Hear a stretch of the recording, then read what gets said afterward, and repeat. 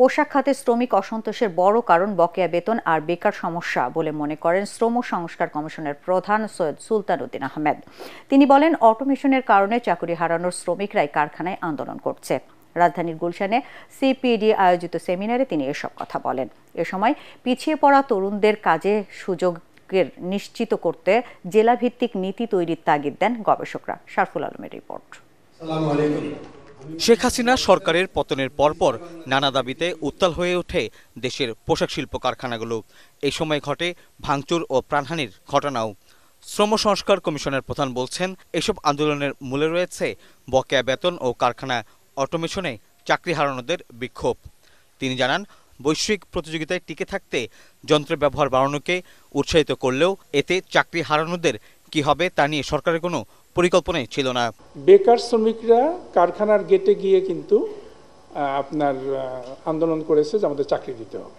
যে অটোমেশনের কারণে যারা ঝরে পড়লো, অ্যাজ এ হোল ইন্ডাস্ট্রি কি সরকারকে জানিয়েছে কিনা?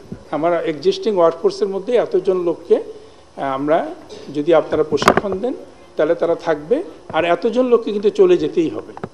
তাদের জন্য আপনারা বিকল্প ট্রেনিং কি দিবেন সেটা ব্যবস্থা করেন। এর আগে সিপিডি সেমিনারে কিশোরগঞ্জ জেলার নারীর শিক্ষা ও কাজের সুযোগ নিয়ে গবেষণায় প্রবন্ধ উপস্থাপনা করা হয়। এতে দেখা যায় কিশোরগঞ্জ জেলায় ৩৮% নারী উচ্চ মাধ্যমিক শিক্ষা বঞ্চিত, ৫৩% নারী কাজের সুযোগ পান না। জাতীয় পর্যায়ে কিছু ইনসেন্টিভ স্ট্রাকচার আছে, কিন্তু আমরা যেটি শুনতে পেয়েছি যে ট্যাক্সের কারণে, বিভিন্ন ইনসেন্টিভের না থাকার কারণে তারা কিন্তু অনেক সময় নারীরা উৎসাহিত হন না। সুতরাং ওই স্থানীয় পর্যায়ে আমরা কোনো ইনসেন্টিভ স্ট্রাকচার তৈরি করতে পারি কিনা, উপজেলা লেভেলে এই ধরনের জবের জন্য এই ধরনের ইনসেন্টিভ তারা পেতে পারে উপজেলা লেভেল থেকে, অথবা তাদের জন্য ফ্রি রেজিস্ট্রেশন হতে পারে কিনা, বা লাইসেন্সিংটা ফ্রি হতে পারে কিনা, বা সাবসিডাইজ রেটে হতে পারে কিনা।